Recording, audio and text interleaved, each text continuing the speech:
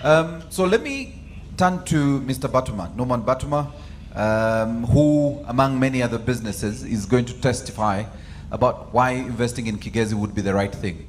Over to you, sir. Thank you, MC. All protocol observed. I'll first mention that today I've been very much humbled to see Honorable Mateke, who was a great friend of my late father and still strong. I've seen the daughter, she has just stepped out. I want her to pass on the message of the humility I've got today to see him strong and still able to walk and serving the people of Kisoro. I remember in those days when, not in the recent past, but a little before, he used to drive his car every weekend, every other weekend from Kampala to Kisoro, and he would stop at my father's hotel in Kawari Highland Hotel. Every other weekend. Remember those days the roads were not good at all, but you could not miss a single weekend without coming to Kisoro. And he was a great disciplinarian, I remember, and I need to mention it also, that at one time there was one government police officer who was dressed shabbily, and he slapped him publicly, that you can't be a government officer and dressed shabbily like this. So back to our point today for investing in Kisoro and in Kigezi in particular. I want to give the credit where it belongs to. I was brought up in a business family, and my father, the late Canon Batuma, taught us all about business. I'm currently a distributor with MTN. Also have in the oil and gas industry, as well as Batuma Holding business. I give Ugandans livelihood to 400 people currently, that out of those businesses they are benefiting every month. We are two products of Mzee's effort here. Next to me is my dear uncle, who also was taught and raised by the late Canon Batuma. Opportunities for both young and old are always available. You all know the owner of KFC. He started his business when he was 65 years old. He was contemplating to commit suicide after everything else had failed. That was after he was given a check of $100 as his benefits after he had retired, and was contemplating to commit suicide. When he remembered that there is one thing that I know that I'm able to do, and that was preparing chicken from his being a chef, and that is why KFC is what it is today. So for young and old, the opportunities are always there, and this is the right time and the right place. Do not give up or feel that I'm already too old or I'm too young to take up this opportunity. Kigezi region, we are blessed, as other speakers have said, being near two great countries that have got a big market for all products that one can make. And in order to be able to benefit maximally, we must remember, as my colleague has just said, the one who makes crisps, there must be money exchange. You must produce a product. You do research on the marketability of that product. you work out the costs of making that product, you make it available. Then they'll buy it. You'll make some living. And I cannot say a particular product. All products are necessary. When you visit our current supermarkets and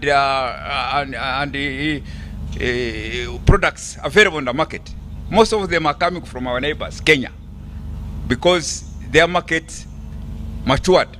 And those factories are giving employment, they are giving revenues to the government. So this is the right opportunity for us to use in taking this opportunity that has been presented to us by Uganda Investment Authority and Kisoro for this great noble cause of what we are here to do today. All right. Thank you. Thank you very much, Mr. Batuma. Round of applause, ladies and gentlemen. I want to turn to Mr. and I'm glad Mr. Batuma introduced you, sir. So I think we will quickly turn to you, Mr. Byengoma. You want to share with us your testimony in 3-4 minutes. It's on. Is it on now? Yes. I didn't know you can be so mean. 4 minutes. To a man who is now 78 years old, you are not fair. You got another extra 30 seconds. My apologies. Thank you. Thank you. Yeah, because when I looked in the front row here, I think I was the oldest. Even I could do. The Honorable Sababuturo seems to be in your league. No, he's younger. Oh, okay. I think he's younger It was because only the Honorable Mateche, I think. Was yeah, honorable. Yeah, thank you, Philemon. Yeah. So my journey is quite a long one. As I said, I'm now 78 years old, and I've been in business or growing in a family which had were growing in a cash economy from all the way in the 40s. Because when I was born and raised, by the time I was 7 years old, I had 200 trees of coffee. And I was wearing a leather shoe because I was making money when I was in primary 4. So this will lead you when I tell you about my journey in business, how I was raised. I started when I was very small. I used to look after pigs. Some people in the Bufumbira here will laugh. I say, how can this man say that he was making money looking after pigs? And from there I graduated to look after my daddy's cows.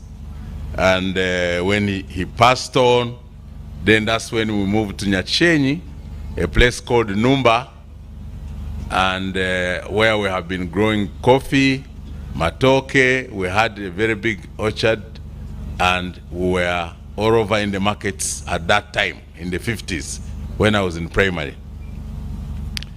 And when I finished my college, I joined my brother-in-law, Canon Batuma. And I remember when I was leaving the college, they could take us on the podium and ask you, what are you going to do? And I told them I was going to join a company called Kigezi African Wholesale. And they were all laughing in the hall. They say, how can you join an African enterprise? At that time, 1968. But I can assure you, the journey that Canon Batuma took us through is unbelievable. And it made a huge, huge change in my life and many lives in people in Kabale. Because it was the only wholesale company dealing with all sorts of merchandise, and it was huge. And Canon Batuma had, of course, married my late sister, the mother of this young man. And when he came to Nyachenyi, Numba, he added 400 coffee trees on my late daddy's coffee farm. And so we had now about 800 coffee trees. And this one will draw me to tell the chairman here, who says that it is the best, Chisoro has the best coffee. No, it is Numba in Nyachenyi. It has been tested in Canada and in Switzerland, and we still are at the top. And when you come to Kabale Numba Coffee Cafe, opposite police, that's where you'll have the best coffee, which we are growing in Nyachenyi, Numba. We are roasting, we are grinding, and we are serving it on the table today. So we are picking more than $15 per kilo in a cup of coffee in Kabale. And that one also brings me to tell you that we have invested in lodges. One in Lake Mburu, 11 rooms, and another 25 in Lake Bunyonyi, where when you are lying on your bed or in a shower, you are overlooking 29 islands. You will never see it anywhere in the world. And recently, now we are moving to Kisoro in the Mukos here. But we have had one unfortunate part, but interesting for Uganda. UNRWA has taken almost 3/4 of our land to take the road going to Nkuringo and Rushaga. But to continue about my journey, it's a painful story in that I find that most Ugandans don't have financial literacy. So all the things they do, they don't first look at the finances that are involved. So there is a need. I don't know, whether I should wait for the minister really to come in. I can see there is a bit of... I'm buying you time because I notice he may have to take a photo, and the Director General